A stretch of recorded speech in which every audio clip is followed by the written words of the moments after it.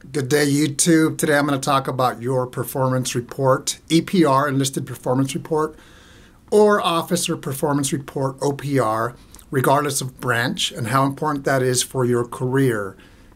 So let's say your goal is to join the service for 4 years or 6 years, and you're not sure if you're going to make it a career. Your EPR or OPR are very important documents for people to know who you are, what you've done, and what you can bring to their team. So it's very important that you document everything that you do as you go along, how you improve the process with your job, how you saved the military money, how you reduced hours to do a job, things like that. You're thinking outside of the box. Write everything that you do for your job, plus things that you do outside of work. Are you in school? Professional development? Are you volunteering? So when your supervisor asks, what have you done? You provide them with a listing of everything that you've done, and he or she writes your performance report. So let's take a step back real quick. Something that should happen, period, is you should be receiving a feedback session from your supervisor.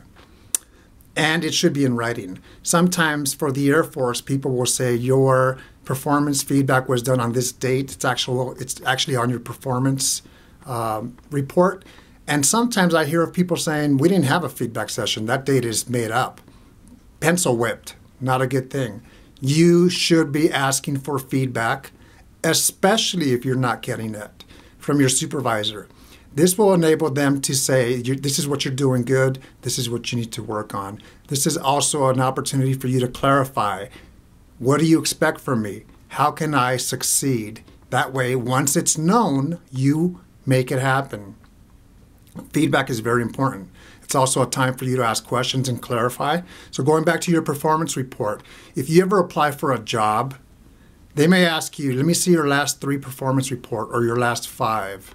So that's where this comes into place.